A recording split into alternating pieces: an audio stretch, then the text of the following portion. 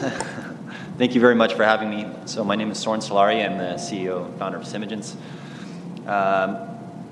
By way of my background's in artificial intelligence, neuroscience. I spent quite a few years in big data analytics, developing new algorithms, and most recently was in Switzerland working for the Nestle Institute of Health Science, developing new nutrition analytics and working on analytics for bioinformatics. So Simigence and Simpa right now is kind of a big culmination of a lot of that background, trying to understand really what to do with the data once we have it. So there's a lot of talk about organizing data and putting it all together, but there's a secondary step in terms of what should I do, right? And so that's kind of the question that I'm going to talk about. Now, when I thought about this talk, I thought I'll give a little bit more of my background and experience with regard to some of the research we did with regard to personalized nutrition and what that means from a scoring model perspective and the model of nutrition that needs to change in order to actually apply this. So the big question, let's say in personalized nutrition, is what should I eat and drink now? And this is a really loaded question. And so I would like to start with a little bit of a quiz, right? So what should be consumed now for better health, right? Okay, so there's both the same company so that everybody gets your money the same way. Coke can on the left, water. Okay, mostly water, right? Now what if I add that? Okay, Coke can on the left, water. Okay, so if anybody raised their hand for water, you just killed that person, right? Because a severely hypoglycemic diabetic needs sugar now. Now this is not like a score of 1 versus 1.5. This is like life or death. Okay, so the importance of this is that we can do it again, right? Now, thank you, Shay. I'll lean forward. So, I can ask the question again, Snickers, bar or almonds? And if I ask the question again, maybe there's a little bit of pause. And the point is, it depends. Personalized nutrition depends on the context right now for that individual, given the state of their body and given what's inside the food. And this is part of the issue with regard to what is going on in science today with regard to personalized nutrition, because there's a historical bias. And so where do the current nutrition models come from? It turns out that they come from research, public policy, and they're guideline based. And this is for a very good purpose. The whole history of nutrition right now is really centered around maximizing general communication to a huge population, right? So eat fruits and vegetables. It's a one-size-fits-all approach. And this, started way back when, well before really the information age now, where we can do these real-time queries, as you've seen, of massive data sets to get information in real time and whatnot. Personalized nutrition looks very different, and this has consequences with regard to how we think about structuring the data, accessing the data, what we do with the data, and more importantly, what the models are. So personalized nutrition is going to happen, as we saw, in the real world. It's going to happen in your kitchen. It's going to happen on your phone. It's going to happen with you in the restaurant. And it needs to be personalized to the individual. It happens to do with me and my condition, not you and your condition and what you need. And so this has a very different property. This is maximizing specific communication to a single individual. Every recommendation is unique. It's time-based. It's context-sensitive. And so you can see that there's a very different paradigm that needs to occur with regard to what we think about when we say, what is a good recommendation for that individual? I'll even pause for a second So what does that mean? What should I eat now? So there's these different layers that we're talking about when we get to what we mean by personalized nutrition and recommendation. On the lowest layer, we have these raw data measures about stuff, right?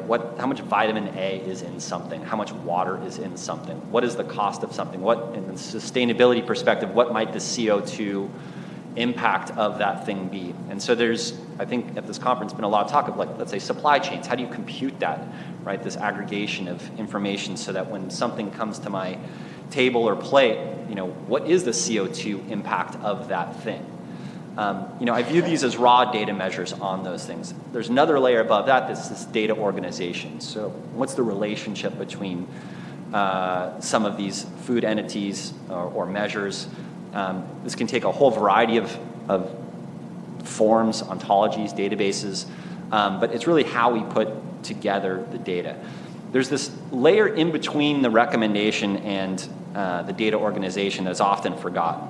And that's a model of what, let's say, nutrition is. And it doesn't have to be nutrition. Nutrition is, I'll even generalize this, right? But it's sort of, what does better mean for me? What's the right choice for me? What's good versus quote unquote bad? But I'll get to, the danger of using that language. But so this model of nutrition is sort of what I would like to sort of provoke as a thought experiment for you as you go back to thinking about data and the organization of data. As an aside, I'd like to just sort of say what today the world thinks about in terms of what is better good with food and what you see on the internet and you see in papers and whatnot. The history of scoring food, right? I'm going to attach a number to a food. So that Coke was a 2.5 by somebody's measure, and it was 3.1 by somebody else's measure. Or it's a orange or whatever the color coding scheme you want to give. Has this origin in two different really scoring systems. One's dietary quality indicators. This is systems that really grew up to score diets. And mostly those were developed to try to measure adherence to guidelines. So doctors came up with guidelines: eat more fruits and veggies, you should have 5 cups of fruits and veggies, and you should have this. Let's just say, okay, if someone eats 5 cups of fruits and veggies, they get a +10. And if they eat this other thing, they get +5, and it's literally that arbitrary. I'm not using, it's like +10, +5. Why not 5.3? It's just arbitrary. And everything is categorized into adequacy or moderate, good or bad. So there's this notion that there's good stuff in food and there's bad stuff in food. And the score will have stuff that's good in food, and that makes the score go up if there's more of that, and there's stuff that's bad in food, and that will make the score go down. So that completely limits and prevents the ability to, let's say, score a Coke as a very positive, life-saving thing in real time for a diabetic. No scoring system today can tell that diabetic this is a good choice, right? On the nutrient profiling system, it's the same thing. They just viewed it as we're scoring foods. For some reason, these systems think that they're very different because nutrient profiling is looking at nutrients and dietary quality indicators are looking at cups of fruits and veggies. But same difference, there's positive nutrients make the score go up. There's negative nutrients or macronutrients that make the score, fat's bad, vitamins good type of thing, right? So what does it mean for personalized nutrition? So this is actually a paper that we wrote that's under review that's trying to understand how to make data-driven objectively. If I go back, remember, this is completely subjectively biased, right? Somebody has to classify a vitamin as good or bad. Turns out vitamin A has toxicity levels. It's neither good or bad. You want to be in a healthy range for vitamin A, let's say. So our solution was to say, let's just generalize this and say there are things and stuff, there are measurable components in food. So there's stuff in food that we can measure, and those things might have a healthy range.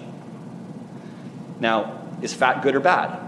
It's not good or bad. It has a range within which you want to consume. Is vitamin A good or bad? It's not good or bad. It has a range within you want to consume. The advantage of thinking of this in a slightly more abstract sense is then we don't have to think about nutrients or cups of vegetables or only something that's related to nutrition. Is CO2 good or bad? It's a measurement of the food. So there's a healthy range maybe that I'm trying to consume as an individual for my CO2. Is cost good or bad? Doesn't matter, right? So there's a healthy range for food, and we want to stay within that healthy range. This sort of generalization is what we need to move forward so that now we can optimize simultaneously across all of these measures in a context-relevant manner. I care about the sustainability of the planet, so I have a very low healthy range for CO2. I don't mind cost, so my healthy range is higher. You might have a different, you're very cost-sensitive right now, and you need to trade off, nutrition for cost, whatever the trade-off may be for any given individual. So the second sort of generalization from a ontology perspective that's important to think about is we use a very physical model. Again, we generalize things to say we don't think of things as ingredients, foods, meals, diets. We think of them as nutritional consumables. They're things that go into the body. It's a physical model. Nutritional consumables can be composed of other nutritional consumables, and that enables recursion and, more importantly, composition. Composition is super important because it's a combinatorial problem, and you cannot get away with trying to list everything. And so you really, in order to give real-time recommendations like we do, natural language processing is a hard problem. So we've dealt with all of these data problems in a heavy way to understand, how do you map a tomato to what it means? But it turns out a tomato here in California is different than a tomato in Texas. And so it's not about knowing what a tomato is, it's about knowing what's in this specific tomato. And then when I compose that into a meal in my house, in the kitchen, I can now optimize that in real time. So our ontologies are obviously a natural fit to this composition. They have a lot of information and whatnot, but there is a translation layer that needs to be put on top of that. So that's kind of the food for thought that I wanted to sort of bring to the table. Again, we're doing real-time recommendations. We actually deal with kind of simultaneously optimizing all of these things in real time based on the individual's needs, personal data, personal health record, nutrition tracking, all of these things. But the three things that are needed for personalized nutrition for the most part are contextually relevant, data-driven recommendations. They have to be contextually relevant and they have to be data-driven. It cannot be guideline-based. That's not personalized. That's sort of top-down imposition of pre-existing, let's say, beliefs or data that occurs out of clinical studies that are based on average populations. There's no heterogeneity. You need a nutrition model for the individual. So you need a model of what the individual is, what's sort of better or worse for that individual right now. That becomes mathematically an optimizable scoring function, really, at the end of the day. Finally, data really does need to be organized hierarchically. You can only optimize to the data you have on that thing. So if it doesn't exist, we've looked at water, we've looked at carbon emissions, trying to bring that in because that's a measure that people care about. I want to minimize my impact on the planet, right? So maybe that's CO2. That's a very hard thing to do because that data doesn't really exist well. I totally agree with that. If I want to optimize to that, we know that quinoa is healthy, but it does have a high carbon footprint. So maybe I don't want quinoa. Maybe I want something else. But I have to know how much, or at least have a guess of how much CO2 is going into the manufacture of that quinoa and the water usage, et cetera. So the data measures are there. They need to be hierarchically organized. And that's kind of the summary for what I thought I'd present. Thank you.